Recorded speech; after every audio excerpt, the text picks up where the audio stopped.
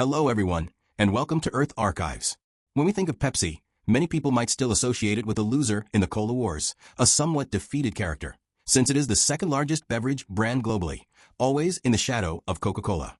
However, if you take a broader perspective and delve deeper into the company, you'll realize that it is actually a very successful enterprise. Not only is it ranked among the top 100 companies in the world, but it also owns over 63 well-known brands, with annual revenue close to $100 billion and a market value exceeding $200 billion. Pepsi is truly omnipresent in our daily lives, and to talk about Pepsi's success story is indeed a grand topic. Today, let's take a deep dive into this global beverage giant and explore how it grew from a small local vendor to the beverage empire it is today. The birth of Pepsi, from pharmacist to beverage empire. The story of Pepsi shares many similarities with Coca-Cola. Both originated in the late 19th century in the United States and were initially born from the pharmaceutical industry. Similar to John Pemberton, the founder of Coca-Cola, Pepsi's founder was pharmacist Caleb Bradham, and his story began in 1893 in North Carolina, accompanied by the creation of an innovative medicinal drink. At the time, Bradham did not intend to create a globally recognized carbonated beverage. Instead, he focused on developing a drink that could aid digestion. Once launched, this drink was met with enthusiastic customer reception. Whether it was the local residents or the visitors to his store, everyone praised the new drink, which made Bradham see the potential for business and fueled his desire to further develop the product. In 1898, Bradham decided to give this drink a name, and that name became Pepsi-Cola. The word Pepsi comes from the Greek word for digestion, directly expressing the drink's core function, aid in digestion, while cola is derived from the cola nut, the primary ingredient. The cola nut is a caffeine-containing fruit, which at the time was believed to have a stimulating effect on mental focus. The choice of this name demonstrated Bradham's high regard for the product's core value and his direct understanding of customer needs. Similar to Coca-Cola, Pepsi's initial business model was to mix a concentrated beverage formula with soda water and sell it to restaurants and soda fountains.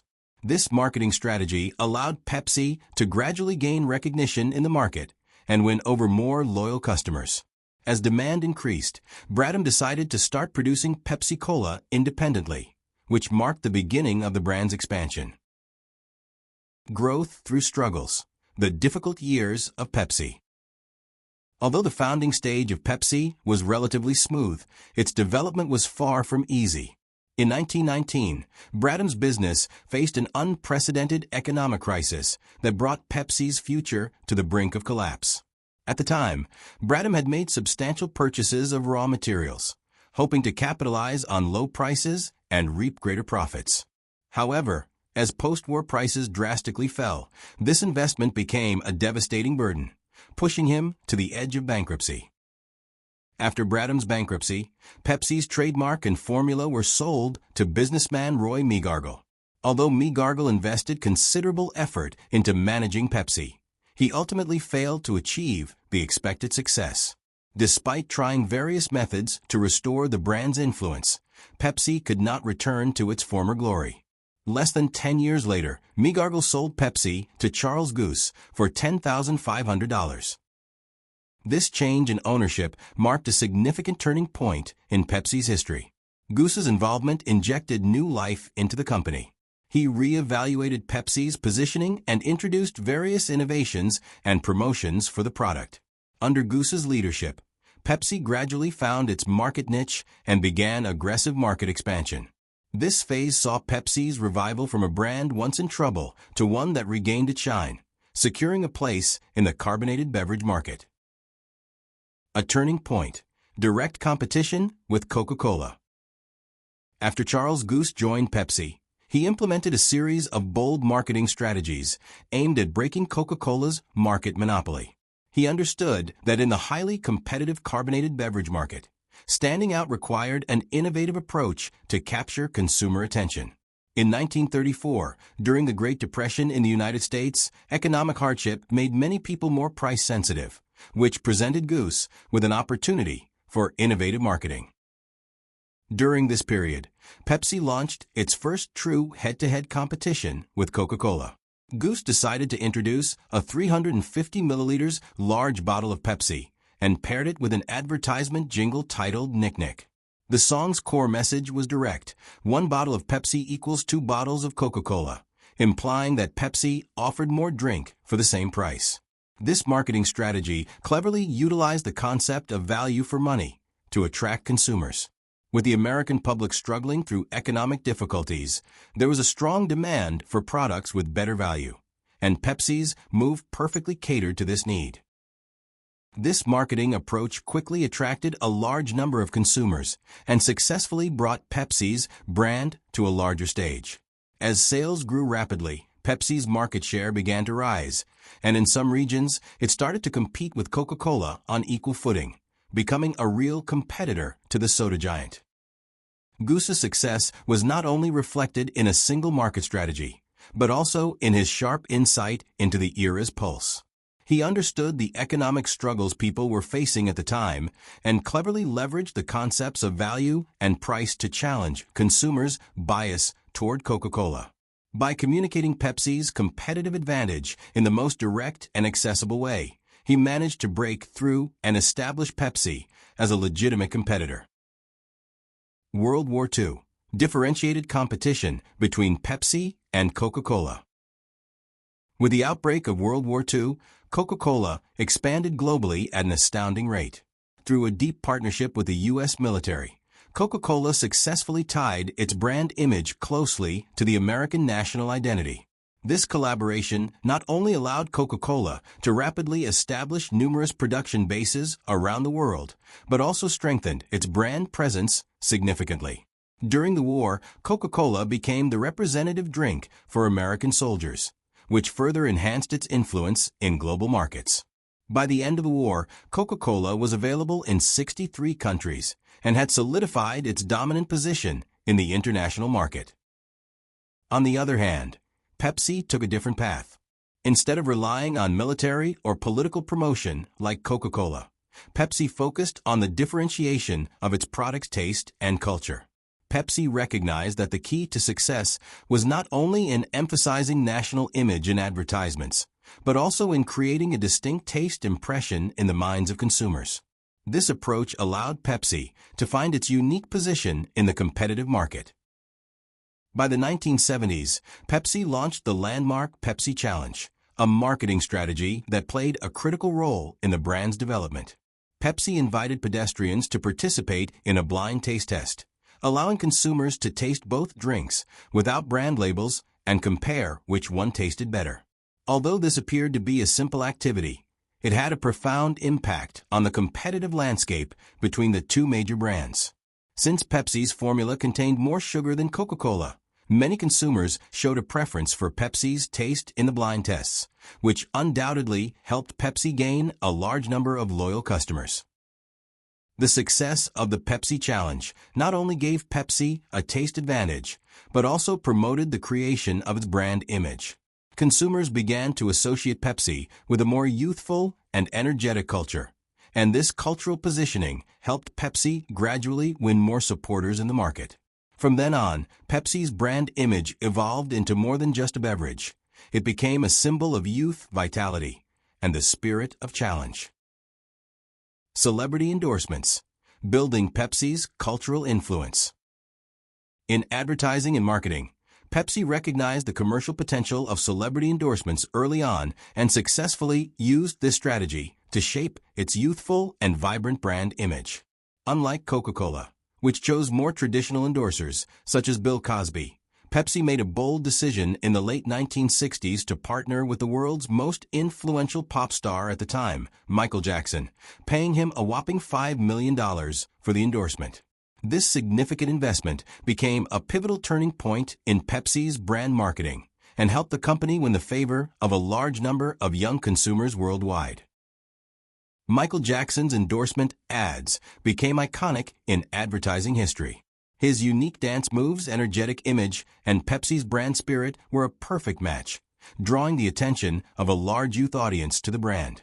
It's also worth mentioning that Michael Jackson frequently referenced Pepsi during his global tours, which not only increased Pepsi's exposure in global markets, but also deepened the emotional connection between the brand and younger consumers. Michael Jackson's endorsement undoubtedly brought huge commercial returns to Pepsi and helped it break through in the intense market competition. Following the success of Michael Jackson's endorsement, Pepsi didn't stop its celebrity endorsement strategy. It continued to choose popular stars to enhance the brand image, including the likes of Madonna, Britney Spears, and Christina Aguilera, all of whom were immensely popular at the time. These celebrity endorsements undoubtedly infused more vitality into Pepsi's brand image and expanded its influence. Pepsi not only successfully captured the youth market, but also established itself as a brand that was young, trendy, and fashionable. These celebrity endorsers were more than just brand spokespeople. Their music and influence perfectly complemented Pepsi's brand culture, creating a deep connection with consumers on a cultural level. Each endorsement ad represented Pepsi's meticulous design in shaping its brand image. This strategy undoubtedly laid a solid foundation for Pepsi in the youth market and ensured its lasting presence in the global beverage industry. Pepsi's diversification, more than just cola. Although Pepsi's core brand remains the classic cola, the company did not focus all of its resources solely on this one product. Instead, actively explored and expanded into other beverage markets, creating a diversified product line that successfully attracted a wider range of consumers. In this process, Pepsi's numerous acquisitions and innovative strategies demonstrated its high sensitivity to market changes and its flexibility in responding to consumer demands. In 1964, Pepsi acquired Mountain Dew, which was not well known in the U.S. market at the time, and turned it into an important brand under its portfolio. Mountain Dew's success was not only due to its unique taste, but also its ability to capture the mindset of young consumers, quickly becoming a leader in the sports drink category. The strong momentum of Mountain Dew showcased Pepsi's diversification in the beverage industry and helped to carve out a unique position in a competitive market. Then, in 1965, Pepsi made another significant move by acquiring Gatorade, a sports drink that quickly became a global sensation and one of the most influential sports drinks worldwide. In the U.S. market, Gatorade's market share even far surpassed that of Coca-Cola's sports drink brand. Gatorade's success was driven not only by its excellent product quality, but also by its close association with sports and health, which helped Pepsi establish a brand image as a provider of healthy beverages in the minds of consumers. In addition to these well-known brands, Pepsi also actively ventured into the health beverage sector and acquired several health drink brands.